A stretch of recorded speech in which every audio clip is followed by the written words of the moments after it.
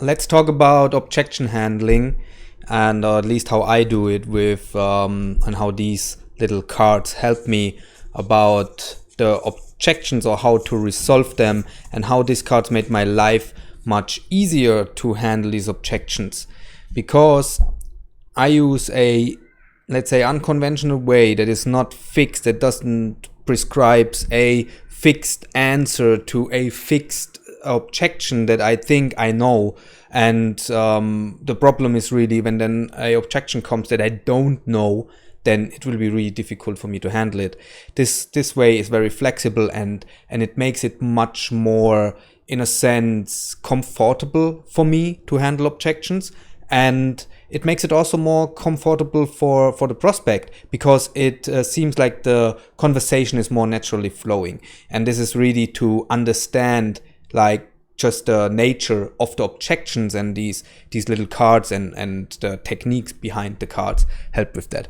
So anyways, what are objections, or how I see it at least, or what this blue circle means and how it helps us to understand objections. So the blue circle represents the maximum amount of clarity somebody can have and conviction towards you, your product, themselves and their situation, and that they can move forward with purchasing whatever you offer them. The white holes represent uncertainties, unclarities about your product, about you and how you can help them, maybe even about their own situation, that they don't see clearly how far they are away from their desired situation and what the gap is and how your product can solve the gap. So it can be really a big mess, right, in the mind of the prospect. That's why we hear some unclear things, unspecific things like, I have to think about it. Because I have to think about it is just really a expression of multiple unclarities, and they really have to think about it because there are multiple things that they are unclear about. And now when we come with like, no, you have to make the decision now, this will probably just create more mistrust towards you.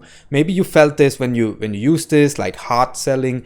But when we use this objection to find out what these specific holes mean, then we can work with it, and we can create more trust with the prospect, because the longer we stay with them in and help them to identify these unclarities and solve them and change their beliefs around them, their beliefs around the situation, their beliefs around the product, their beliefs around us and how we can help, then we create more trust and they can move forward. So anyways, what I just said was mainly like the main reasons for objections are they don't trust the product, they don't know how the product can help them, they have not bought into your method. So the real thing is that they buy into your method. We have to make sure that they buy into the method, and the whole sales process and everything what comes before, like the marketing, should help. But we have to be clear that there will be objections occurring, because if they would not be there, the objections, the uncertainties, then our job on the phone would be useless. Then they could buy before, after watching some marketing material. Anyway, they have no real priority or urgency. And this is one, of course, they will never have real priority or urgency, or they will at least tell you this when they don't trust you and don't trust the service. So it's hard to find this out, because when somebody meets the right mentor with the right product, then the urgency occurs, and this person shows them how they are in their situation and how far they are from their desired situation and how the person can help them. Then there's urgency, of course. Yeah, they don't trust the salesperson, for example, or the coach. So people buy from people. So when you create mistrust, like you are the salesperson for other person, you create mistrust, you break rapport, they will rather not buy from you, right? Yeah, or they don't believe in their ability themselves that they can change the situation, or it worked maybe for these people, but it will not work for me. Yeah, so as I mentioned, we try to turn this unspecific information with the objection handling process into and reveal the specific information and come to the core of the problem. So something like, I have to talk to my partner, or I have to think about it, is oftentimes the end of the conversation. But this is really the chance to increase the trust, increase that they buy into our method, because we can find out here what is really behind it.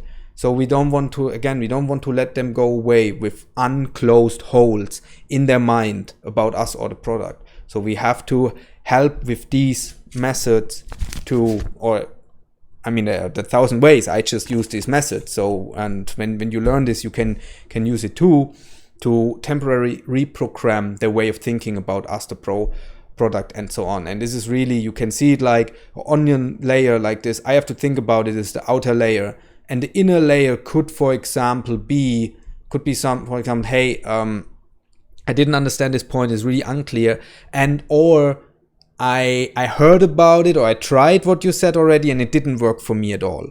So, and I don't trust that it works now because you deliver it in another way. Or I have not seen enough testimonials, could be also a layer closer towards the whole truth.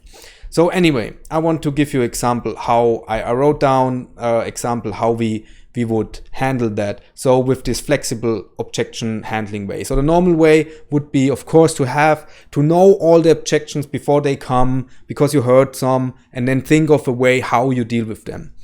But this doesn't work for new objections, for objections you never heard, because you have not heard them, and then you feel unsafe in the situation and it frustrates you, you get nervous. But with this flexible way, it really works with all kind of objections, because we also understand the nature of the objection and we can disarm it.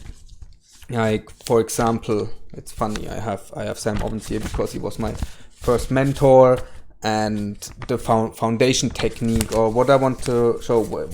This is one I almost always use at the beginning of every objection. This is the fog or curtain technique. So I pull the curtain to the side that I can see clearer through the window. They say something and I say, okay, apart from what you just said, what else is there that is blocking you from moving away, or what unclarities are there to moving towards pulling the trigger and starting right now? So I try to cut free, I try to cut closer to the onion, and then they could say no, and I could again say, really, is there nothing else? And then I say, yeah, maybe it's my budget. Okay, and then I can say again, okay, apart from what you just say right now and my budget, is there anything else that is unclear for you, that is not giving you the security to move forward with this process right now? So, and then they tell me another thing, and then I can work forward with different objection handling techniques. And in this thing is 15, and actually I have them really sitting next to me, laid out, and I can see them because the icons tell me something, and I can hold them here next to the camera without the person on Zoom noticing it. And because I trained and studied them, I can, with the icon, I can already speak them from my chest. So let's see here example. So I have to check my budget. That's a very, very unspecific thing to say. Okay, apart from the clarity about your budget, apart from checking your budget, what else is unclear, blocking you from moving forward? The person says nothing. I say, okay, is there really nothing? No, it's really just the budget. Okay, what I understand is that you would wish to have the budget, because we understand, this is another technique, because we understand that behind every objection is a wish. So either there could be that they have the budget, or that they want to make more budget, because if in business oftentimes we say, oh, I don't have the budget, but when the prospect understand, oh, if I put 5K down, then next month I can earn 20K with this new method technique that Daniel is selling me, then of course this whole decision becomes more easy, right? So what I understand is that you would like to have the budget to move forward with my program.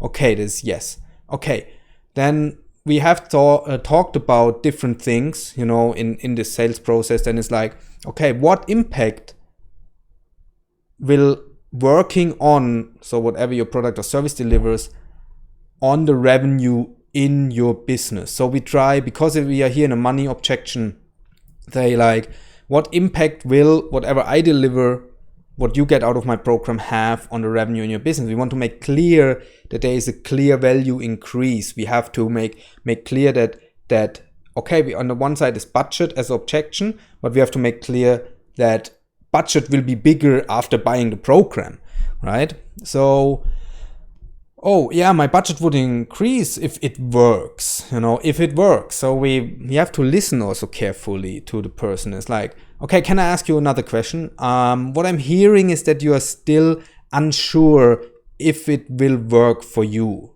Is this right? Yes. And then the person says, maybe, I'm making this up completely here. Yes, I'm afraid that it will fail and I'm lost and I'm just sitting on the cost it cost me. Okay, then here, can I tell you a short story? And here you put in a testimonial story of someone that was unsure and then in the end still decided and then got something out of it in a short amount of time. And it must be a real testimonial, please, here. So we did this multiple times. So I see that you're still unsure and you're not sure if it will work. So I tell you about Steven. And Steven, he was in a pretty similar situation like you. He was like a same job, same niche, blah, blah, blah.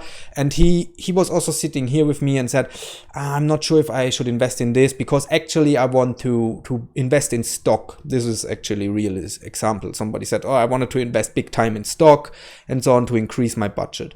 And then despite of that, we were talking a couple of things and then Steven still pulled the trigger, started working with us, and now you can even see the testimonials written on our page.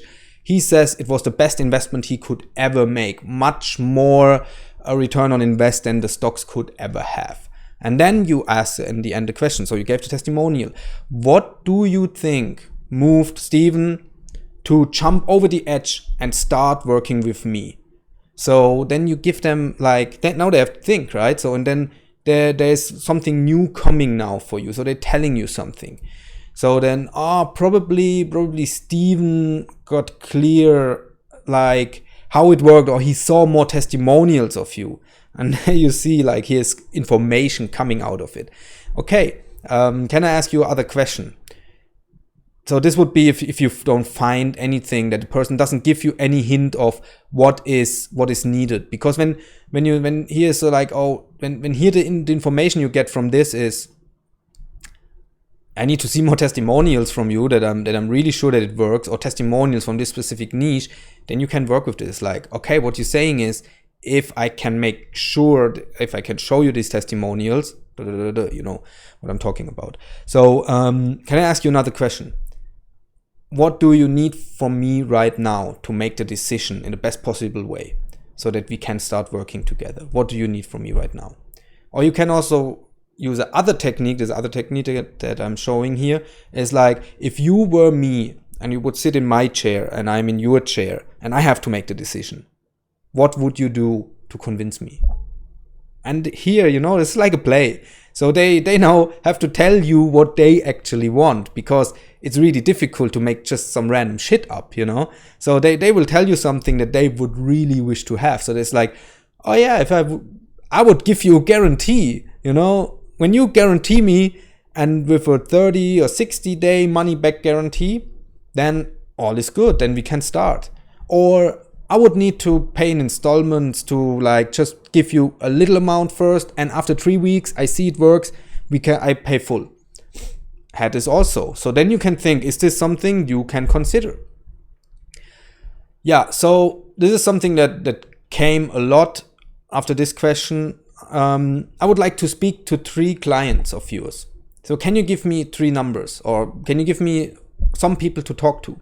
It's yeah, that's no problem at all. Of course, we can do that. We always have clients in place where we agreed already on, hey, can somebody reach out to you, that when they are unsure. We even had people coming in the Zoom call immediately. So my partner was in a coaching call with one person. I had a person with this exact objection sitting here and say, hey, give me a second. I went over into the other room, say, hey, are you finished with her? Can you ask her to hop into my Zoom call and just talk with this person? And she gave the craziest killer testimonial. you know? And then the person immediately jumped on, because this is all she needed. She needed to see a real person that is not me trying to sell her something, that is somebody without any interest in the situation, telling her, wow, I was here where you're sitting now, and make this decision. It's the best thing you can do. So yeah. But we have to make something sure, because this is not what I just said. The example is not always working, right? So if you talk to them and you are happy with what you hear, and more so, we can make sure that you will make your money back in X weeks, like you wanted, right? Because you had a money objection. Then will we start working together? So, and then they say like, yeah, of course. Okay. Then you try to reveal more things. So what else speaks against start working together now? Nothing. I just need to talk to the clients. Okay. Can I propose you something? So now you have to take the steering wheel and give a bit of extra energy. So, and do it in a funny way, you know? So I will give you the phone number of these clients, and you go ahead and talk to all of them. And parallel, I will onboard you into the program that we can start, make massive impact, work towards increasing your budget, and whatever we do. And if you hear nothing that makes you doubt that this was a great decision to start, I will give you the option for full refund. Does it sound good for you? And then you hear something like, all right, or say no, and then you have to work again, right? So you see that it's here really a play of like hearing an objection, and then just these techniques these are all like fixed concepts with a variable, and the variable usually is something that they said before. So the understanding of what is actually behind the objection in the conversation must be there, but you use these techniques to filter them, to find out what's going on in the prospect's mind, and also to create, like I did here at the end, like requirement is like, okay, if you speak to them and you hear just good things, will we then start working together? Because you have to hear a clear yes here. Because if they don't give it to them, they just make you effort without a real urge to move forward. All right. So if you want to have these objection handling technique cards or another video explaining all of them, feel free to reach out to me and I can create this. Okay, cool. See you soon.